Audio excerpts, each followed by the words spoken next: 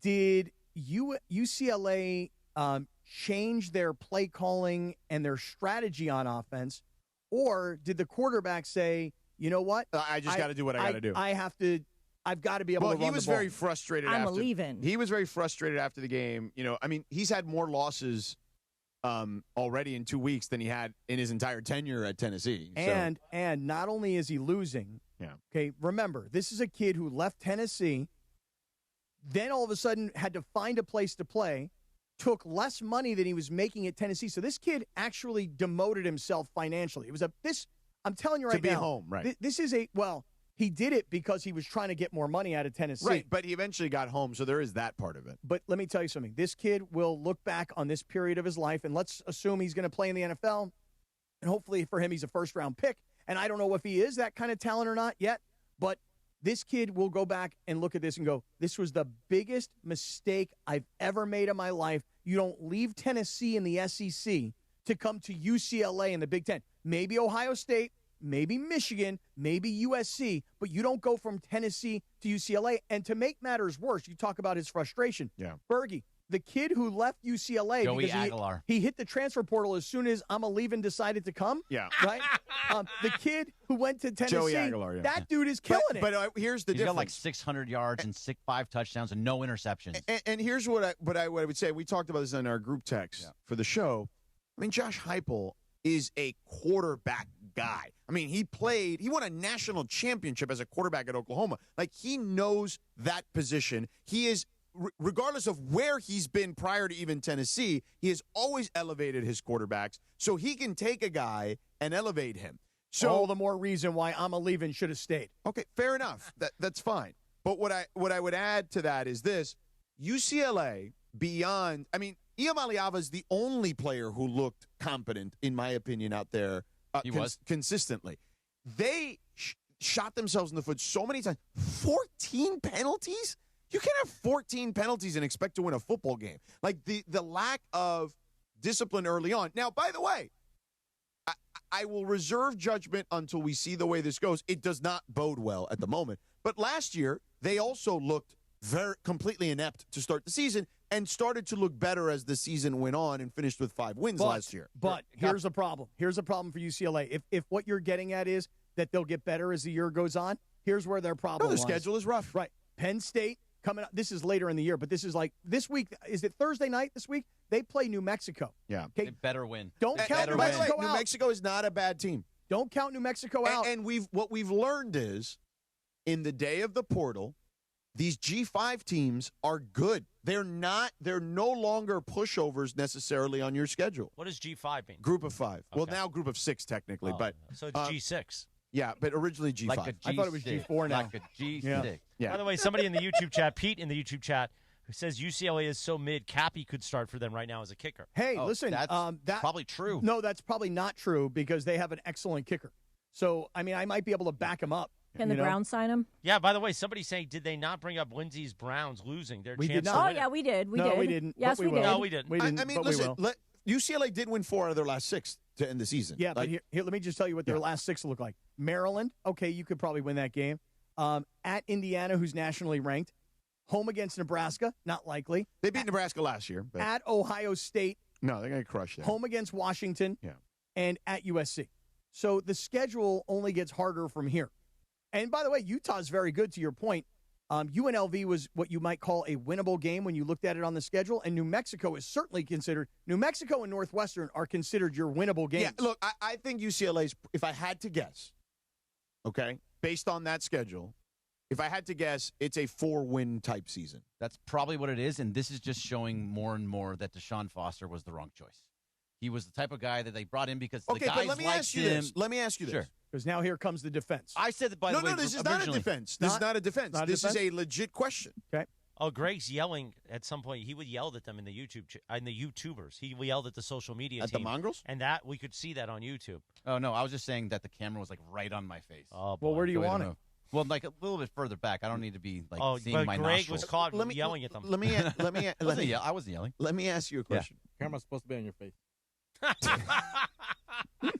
Let me ask you a question. How committed are you to football?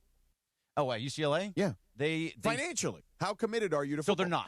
they're not, and they don't Okay, have a well, lot. then, They haven't. then if you're not committed to football, then They should be. You though. are handcuffing the athletic department on who they can hire if you're not committed financially to football. They do not have a great NIL program. It's supposedly starting to get better, but they should be. Football is what drives most of these schools. Well, the revenue will be driven by football because that's where Right. the money is. Right. Right. Every school in the Big Ten, out of the gate, okay, gets a $70 million check every season.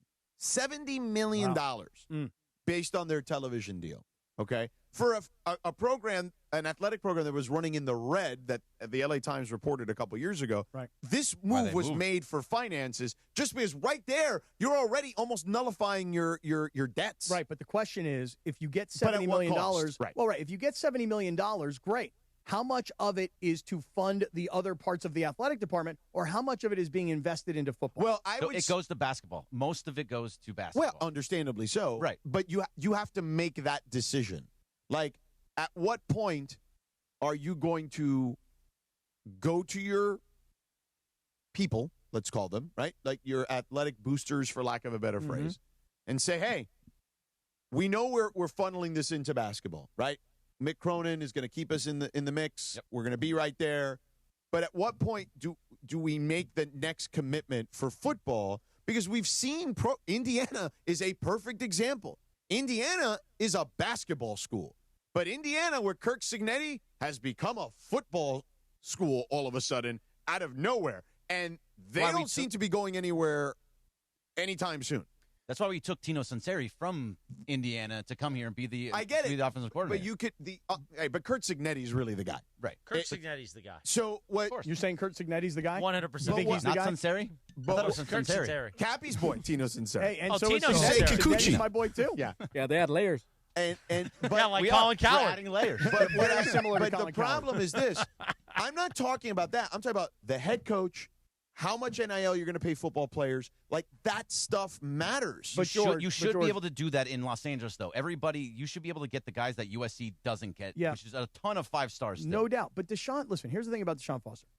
They hired him out of convenience, and we all understand that. It's not intended to be an insult to the young man, okay? He was a professional coach, but he was a position coach. They hired Running him backs. because their coach quit on them. Right. Okay? Chip Kelly said, because and you know where that quitter So is? late. You know where that quitter is? It burns Do my you know soul. where that quitter It is? burns my soul. He's the offensive coordinator of the Raiders. That's right. That's right. Because That quitter. Well, that quitter first won a national championship at Ohio State. Right. First, he quit UCLA to go win a national championship at Ohio State, and now he's the offensive coordinator. And by the way, doing one hell of a job. Amazing work Yeah. by Chip Kelly. Can't run the ball, I mean, though. 380 yards passing. Anyway, go ahead and finish your UCLA thought. Here's the thing. DeShaun Foster, I'm sure he's a hell of a good guy, right? And he was a very good running He's been back. put in an impossible situation. A very tough position for a first-time head coach who doesn't have similar resources. This whole conversation started because you were talking about Mike Gundy at Oklahoma State. Right. If a guy like Mike Gundy He got ham-slammed. if he's bitching Ham-slam. about not having enough money to keep up with the likes of Oregon, well, if Oklahoma State can't put money into their football program, what are we expecting UCLA to do? UCLA is an academic school, then they're a basketball school, and way down the line, they're a football school. If they want to get seriously committed to football, the way other smaller schools, by the way, not that UCLA is small, but there are plenty of small schools that have said, you know what? We want to get serious about sports, and we now can compete. The only thing it takes is money. And if UCLA wants to get serious about competing, they better go find the money. Now, you got plenty of rich boosters around town. By the way, Vanderbilt beat Alabama last year, okay? Vanderbilt, which is that's a private school, okay? Small, private, okay? Tons of money there, right? Smart people, academic school. They are in the SEC. They are competing and beating Alabama. So to your point, if it can happen there in Nashville, why can't it happen? Where are the UCLA donors in regards to football? Yeah, it's just a question of do they want it? You know, do they care?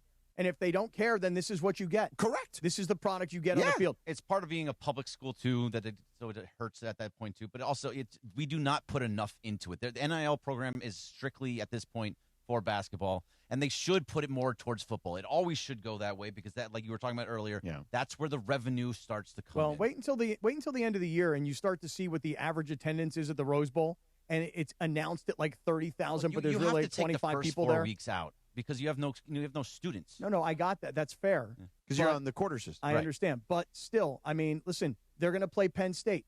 You tell me. You expect it's going to be a whiteout. 75,000, 80,000 there? Yeah, I do, because there's going to be a lot of Penn State people are going to come. I mean, that is going to look like the Rose Bowl.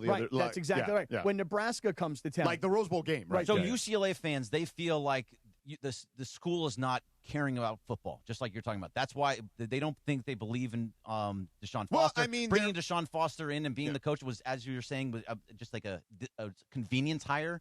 So UCLA fans are saying, like, if you're not going to care about football, then neither are we. We're only going to focus on basketball. Where's Cade McNown when you need him? Yeah, really, right? I mean, hey, listen. The Bears. Oof. Hey, look. I'm telling the YouTube chat how much you make every year, Cappy. That's okay. Well, I think On Esther is making a really good point. If you want layers like Colin Cowherd, pay me what Colin Cowherd gets paid. I'm only giving you one layer. I said you make 1/6 of what salary. Yeah, right. So I make layers are based on salary. Yes, exactly right.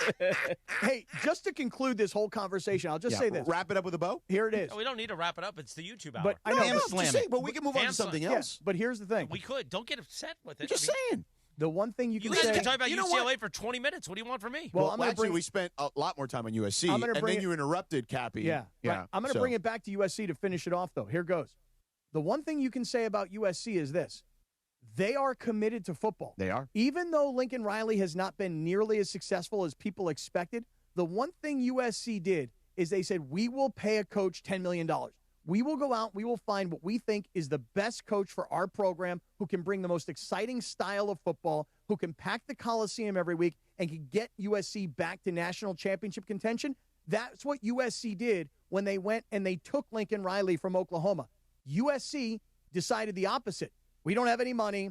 We don't have anybody that we can really go hire. So you know what? Let's hire one of our own who would love to have the job, and this is the result. And it's no knock at DeShaun. He just doesn't have the resources. Right. He has no shot. Yep.